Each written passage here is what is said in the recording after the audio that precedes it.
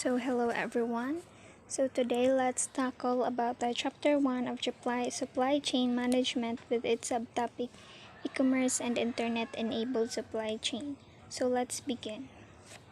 Internet technology. So sa dining internet technology. Internet technology is the ability of the internet to transmit information and data through different servers and systems. So internet technology is important in many different industries because it allows people to communicate with each other through means that were not necessarily available. So internet technology has impacted our day-to-day life beyond imagination. So makaingon jud ta no nga dako kaayo og impact ang internet technology sa atong kinabuhi or sa atong everyday life. Kay especially karon nga ga-online class ta, gamit jud kaayo kay sige naman ta og gunit sa atong mga cellphone. State diri nga beyond imagination na jud siya. So, it has changed the way we make purchase decisions, the process by which we compare products and finally buy the product. All has been enabled instantly by the click of a mouse, sitting in a comfortable environment of your home. So, kaayo jud kay karon, pag mo-order na gani ta, click ra jud sa cellphone, mahitabo wa nay hassle nga moadto pa og mall or shops. Kani for example, Shopee or Lazada or any kinds of online shops. Nga igura ka maglingkod sa inyo ha, maka-browse na ka sa item or product nga imong ganahan niya. Click, order na niya. After 1 week na, abot na. Or jud hassle. So, grabe na jud ang impact sa internet technology sa atong life di ay. So, let's take the case of e-commerce on a B2C model. So, before we proceed on sa dining e-commerce guys. So, ang e-commerce, or also known as electronic commerce or internet commerce, refers to the buying and selling of goods or services using the internet and the transfer of money and data to execute these transactions. So, it means, nag-refer ni siya sa website guys, nga dito mahitabo ang pagbaligya o pagbuy sa products or services. In other words, mura sa dog Shopee guys. Pero ang Shopee na lang dyan siya ay application. Ang e-commerce man good, kabantay mo anang naamoy i-search sa internet niya ang link nag-start og www. or https mga inana. So siya ka website guys nga dito mahitabo ang transactions. Muna pasabot sa e-commerce. So, let's proceed. Let's take the case of e-commerce on a B2C model. Kaning B2C guys, usa ni siya sa types of e-commerce. Actually, there are 4 main types of e-commerce models that can describe almost every transactions that takes place between consumers and businesses. So first we have B2C, mao ni siyang business to consumer, meaning ana is business to consumer. Second is B2B, which is business to business. Third is C2C, consumer to consumer. And lastly, consumer to business, which is C2B. So, kaning atong itako karon is B2C, which is business to consumer. So, sa din yung business to consumer. Kani siya, when a business sells a good or service to an individual consumer. So, for example, ako, namaligya ko og for example, nagbaligya ko og sa online og lip tint, inan na. Nya, usa sa ako ang friend sa Facebook is nipalit na ko. So, mao na siya guys. Business to consumer. Another example is if you buy a pair of shoes from an online retailer. So, inana siya. So, you have just logged in to the Dell website, compared the products and configurations. You go on to construct and build your own configuration laptop, get the pricing and click to make online payment through your credit card and have completed a purchase online. So, nilag in siya sa Dell website. Kaning Dell guys is usa ni siya ka brand sa laptop. So, iyang nag-browse siya dito sa mga products. So, kalahian inana. So, ganahan siya mapalit og product. So, pwede siya mo construct o mo build sa iyang kaugalingon nga ganahang laptop. For example, ako, ganahan ko og laptop nga 5 ka camera. So, inana, yan ang gikuan dito So get the pricing and click to make online payment through your credit card and have completed a purchase online. So was this imaginable a few decades ago? So karon ay sa una wala jud ba ani no. Karon dali na kaayo kay tungod aning internet. So, internet and e-commerce have helped markets get closer to the customer. So, nakatabang jud ang internet ug ang e-commerce no nga mapaduol ang customer sa kuan sa ato ang mga maligya. So, customer decision making and sales process has been shortened. So, dali ra kaayo. Financial payment and delivery mechanism have been instantaneous in this case involving third-party gateways, making the transaction possible with collaborative networking. So, mura siya Shopee guys. Dali ra kay siya. Igura ka mo. Order dira niya.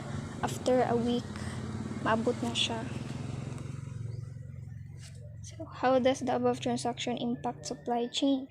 So, at the back end, balikta, the customer order has been logged and the corresponding order has been placed in the nearest plant to assemble the required laptop as per order. So, ilahan ng gikuan. Pag order sa buyer, ang katong nagkuan sa laptop, ilahan ng assemble ang laptop maganahan sa buyer. So this in turn will trigger a bill of material to be triggered to the vendor managed inventory warehouse to supply required parts. So ilahan ng gikuan ang mga parts sa laptop nga ganahan sa buyer. Nangita na sila. So looking into the forward transaction, the laptop gets assembled. So na-assemble na daw ang laptop. Is dispatched to the forward stocking warehouse of the freight forwarder or logistic partner from where it custom cleared and exported to the country of customer location and transported to the customer's location if it is within the same country. So kaning freight forwarder or logistic partner guys, kapantay ka ng mga cargo. So ilahan na siyang ipadala sa cargo para mahatod na siya sa imuhang location. So, in case of import into another country, the freight forwarder completes import custom clearance. So, niyo siya kuan clearance no para ma-forward na ni siya dito sa logistic partner. Takes it to his hub or warehouse to complete further leg of domestic transportation and delivery to the customer. The entire exercise is completed within 7 days involving.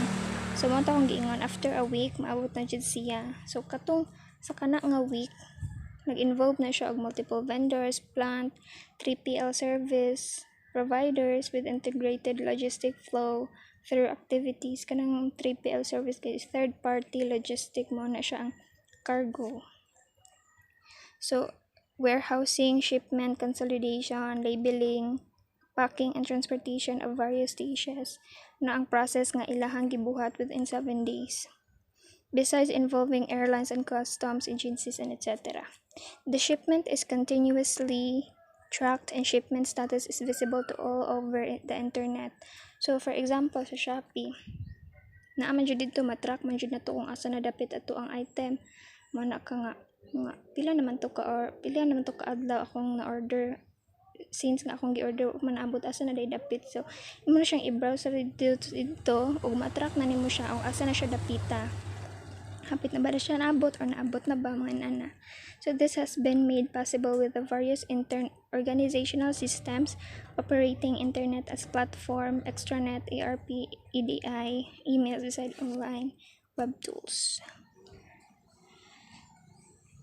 Internet-enabled technologies have impacted supply chain in major ways. Na siya impact no internet-enabled technologies. So earlier on ERP systems, kantong akong gip ko ang ganiha nga mga process sa pagkuan sa imong item, pag-deliver or pag-transact. These have further been impacted with internet enabling of ERP applications coupled with other technologies and applications. And procurement front, e-commerce has given birth to e-auction. Kani e-auction mo siya kabantay mo ng mga drama nga mag-negotiate na siyang auction, mag-negotiate na online bidding mga inana. Sa online na siya ng mga bidding gani nang and global RFQs being floated, with vendor evaluations being conducted through video conferring. So kaning internet, sa pagkuan sa internet technology sa atong supply chain industry, pwede nakuha na sad siya sa kanang mag-video na sa, pwede na siya video conferring pero wa na siya hassle. So further on, it has also enabled buyer and supplier to collaborate and implement lean inventory management concepts and auto replenishments using models like VMI, GIT, Kanban, etc. So in a typical supply chain involving supply of raw materials and components to a manufacturing location, 3 different systems of buyer, sellers, and the 3PL service agency managing inventory, talking to each other on real-time basis, exchanging information, data, and managing transactions. Kuan siya guys. Ang seller, katong seller nga imong gipalitan sa imong product, ug ang 3PL service agency or kaning third party logistic or katong maghatod sa imong item, nagkuan siya na sila guys, nindot siya sila relationship, no, para magkuan og mga information. For example, asa dapit inyuha, asa ni siya ihatod, so number nimo, so name, ilanang siya ikuan para matrace dayon. So buyer is able to initiate an order. So the 3PL is able to process the order. So ma-process na siya, manage inventory and ship out. And the supplier is able to replenish the inventory in very short time. So dali ra kay siya, basta nindot og relationship ang seller ug ang 3PL service agency, kay dali ra kay siya, maabot din siya in just 1 week. So dali ra jud kayo. Visibility of transactions and inventory is available to all the 3 parties involved. So in the case of logistic guys is katulad akong giingon mga cargo mo deliver sa imong product or item nga imong gi-order sa imong country kung asa ka dapit. So the freight forwarder system, kaning freight forwarder system guys, mo siguro ni ang kanang GNT Express na sa pag-abot na at the distribution center. Holding inventory is able to interface with the buyer system and initiate process for documentation. And from buyer, shipment label generation. So the freight management department picks up details from warehousing system to further process and generate shipping documents and file with custom to custom, clear export, shipment, and airlines to book the freight. So if ma-process na nila ang documentation sa information gikan sa buyer, so pwede na siya ma-book or kanang ma-ship na siya. So all documents are then uploaded onto a website from where the status of shipment can be tracked by the buyer, seller, and others. So pantay mo siya Shopee, makuan dayon nimo dito sa ako lang gingon ganiha, matrace nimo dito kung asa na unsa ni status sa imong item or na ship na ba or to be delivered na ba sa inyo makita na siya dito. So advanced shipments are downloaded at the point of destination by the freight forwarding agent from the internet before shipment lands at destination. So he files documents with custom for inbound clearance and EDI. After clearance, the shipment is delivered to the customer via domestic distribution network, and delivery confirmation is uploaded into the website from where information is picked up by the buyer and the sales process is completed. So kabantay mo na inig maabot na ganin yung parcel sa inyong gi-order. For example, Shopee lang gyapon, maabot na inyong item. So naa na dito sa website or sa application nga order received. So delivery confirmation imo ilan na nang ikuan dito, imo na siyang i-click para ma-notify sila nga imong order is naabot na o ang ilang process is nakompleto na.